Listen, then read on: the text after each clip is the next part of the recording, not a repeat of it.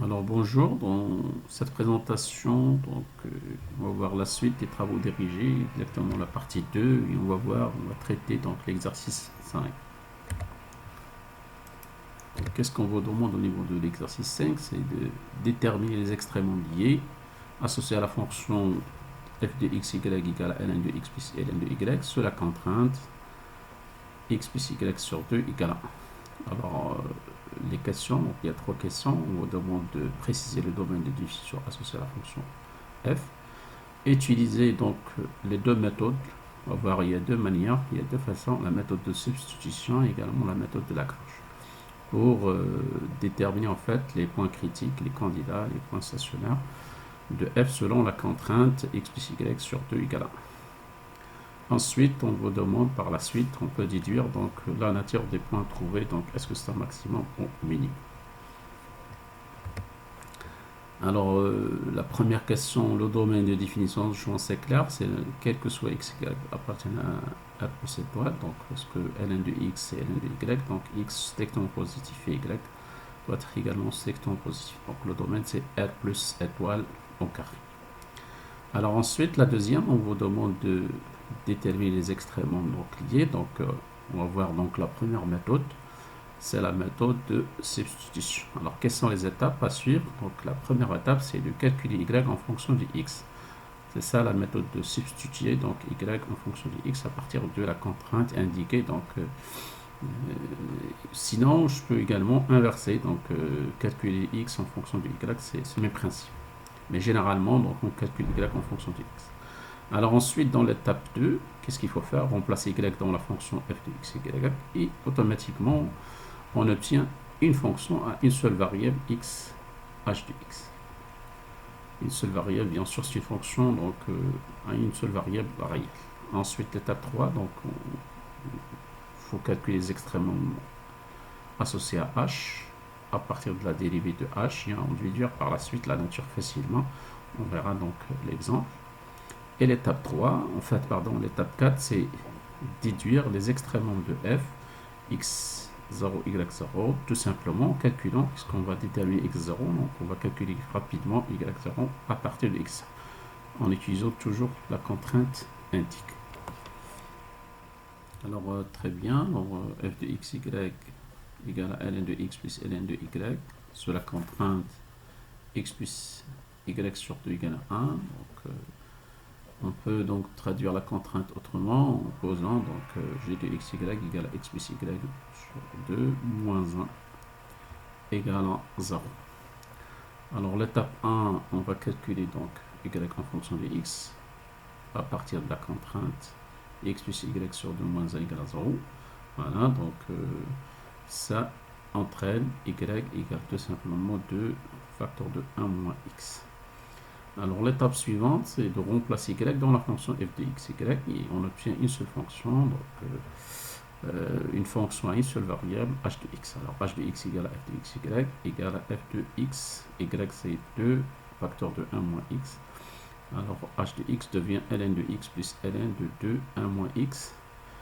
Je peux également écrire h de x égale à ln de x plus ln de 2 plus ln de 1 moins x. Alors, le domaine de définition de h, alors on a déjà x appartient à R plus étoile. Alors, tout simplement, qu'est-ce qu'il faut? Il faut tout simplement avoir 1 moins x strictement positif, parce que c'est ln de 1 moins x. Donc, le domaine, c'est tout simplement l'intervalle ouvert 0. Bien. Alors ensuite, dans l'étape 3, donc il faut déduire, il faut calculer les extréments de h à partir de la dérivée de h, tout simplement, et ensuite on déduire leur nature. Alors, h' de x égale à tout simplement 1 sur x moins 1 sur 1 moins x. Je peux également l'écrire sur tout simplement de cette forme, 1 moins 2x sur x facteur de 1 moins x. Alors, h' de x égale à 0, puisqu'on a déjà donc x facteur de 1 moins x est différent de 0, donc ça entraîne que 1 moins 2x égale à 0. Donc x égale à 1,2. Donc le point extrémum donc, de la fonction h, c'est x0 égale à 1,2. Alors je peux vérifier facilement en utilisant le table signe de h de x. Alors elle est déjà donc croissante entre 0 et 1,5 et décroissante entre 1,5 et 1. Donc, et bien évidemment, il s'agit d'un maximum au point x0 égale à 1,5. Donc h présente un maximum au point x0 égale à 1,5. Très bien. Alors, qu'est-ce qu'il faut faire par la suite? On va passer à l'étape 4. Alors, il faut déduire les extréments maintenant, donc de passer de h vers f. Donc, déterminer les extréments de f, c'est-à-dire x0, y0. Alors, on calcule tout simplement y0 à partir de x0. Alors, déjà x0 égale à 1,5, donc ça entraîne, d'après la contrainte, alors y0 égale à 2, facteur de 1 moins x0, ça entraîne tout simplement y égale à 1. Donc le point extrêmement associé à f, c'est x0, y0 égale à 1,5, 1. Qu'est-ce qu'il constitue? Puisque le x0 constitue un maximum pour le h, alors tout simplement le point x0, y0, 1,5, 1 constitue un maximum pour la valeur, pour la fonction f. Alors la valeur de ce maximum, c'est tout simplement f de x0, y0 égale à f 1,5, 1. Ça donne tout simplement ln de 1,5. Alors, très bien. Alors, une petite remarque. Alors, quand est-ce qu'on utilise la méthode de substitution? C'est la contrainte g de x, y égale à 0 permet d'exprimer facilement y en fonction de x ou inversement. Voilà. Alors, très bien. Alors, on va voir maintenant donc, la deuxième méthode, c'est la méthode de Lagrange. Alors, la fonction de Lagrange, c'est L x, y lambda égale à f de xy plus lambda g de xy avec lambda et le multiplicateur de Lagrange. Donc la fonction donc L xy lambda donc égale à ln de x plus ln de y plus lambda x plus y sur 2 moins 1. Alors l'étape 1, qu'est-ce qu'il faut faire? Il faut calculer en fait les dérivées partielles premières de L par rapport à x, par rapport à y et par rapport à lambda. Ensuite, l'étape 2, c'est de calculer les candidats, les points critiques stationnaires à partir des dérivées partielles premières. On résout tout simplement, donc il faut résoudre le système L', c'est-à-dire la dérivée première par rapport à x de L, dérivée première de L par rapport à y égale à 0, également dérivée première par rapport à lambda égale à 0. Et ça, c'est tout simplement l'équivalent de la contrainte, en fait, c'est g de xy égale à 0. Alors, ensuite, dans l'étape 3, qu'est-ce qu'il faut faire? Il faut calculer les partielles secondes, déduire les siens, ensuite étudier le signe de les siens, donc associé au point critique trouvé x0, y0, lambda 0. Alors, c'est les siens, donc le déterminant de les siens est positif, donc alors f présente un maximum en x0, y0. C'est les siens, bien évidemment, négatifs. Alors, f présente un minimum en x0, y0. Très bien. Alors, l'étape 1, il faut calculer les partielles premières. Donc, alors, L de xy lambda égale à ln de x plus ln de y plus lambda x plus y sur 2 moins 1. Alors, si je dérive L par rapport à x, c'est égal à 1 sur x plus lambda. Dérivée première de L par rapport à y, c'est 1 sur y plus lambda sur 2. Et dérivée partielle première de L par rapport à lambda, c'est égal à x plus y sur 2, c'est-à-dire la contrainte.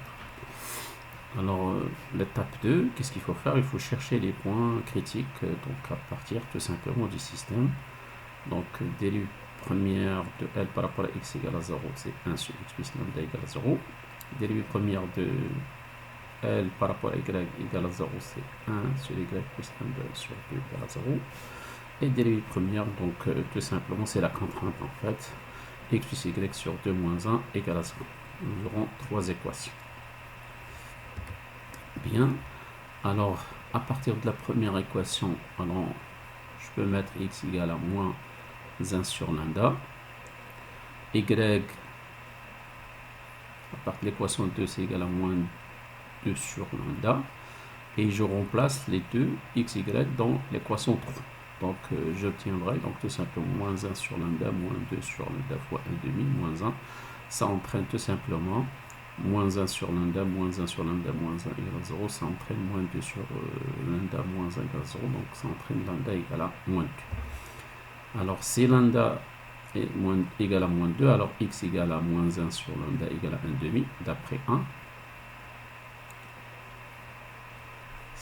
Et y, bien évidemment, égale à moins 2 sur lambda égale à 1, d'après 2, tout simple.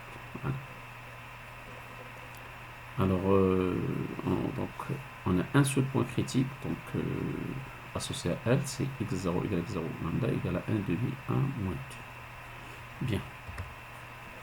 Alors, l'étape 3, qu'est-ce qu'il faut faire? Il faut calculer les dérivées partielles, donc seconde de L, donc facilement, on a déjà le dérivé première donc, de L par rapport à x, c'est égal à 1 sur x plus lambda, donc dérivé second donc, de L par rapport à x carré, c'est moins 1 sur x carré.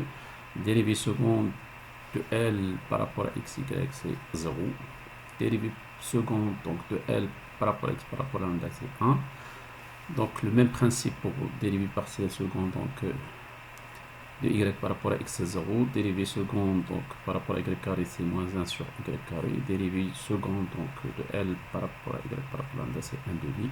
Et le même principe également pour lambda, c'est dérivé, il faut dériver par rapport à x égale à 1. Dérivé donc second donc de lambda de y égale à 1 demi, également le même principe pour dérivé partiel second donc de L par rapport à lambda carré, c'est égal à 0.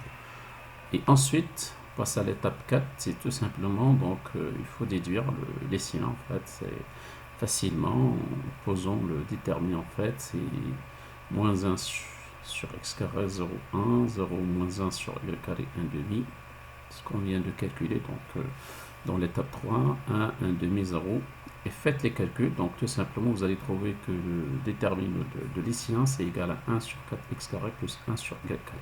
Très bien. Alors l'étape 5, qu'est-ce qu'il faut faire? Il faut étudier le signe de l'Hessien, trouver, donc c'est, on a trouvé donc le déterminant de l'Hessien, donc x, y, lambda égale à 1 sur 4x carré plus 1 sur y carré. Je remplace x, y, lambda par 1 demi, 1 moins 2, ça donne 2, c'est positif, donc f présente un maximum en 1 demi. Voilà, et je vous remercie.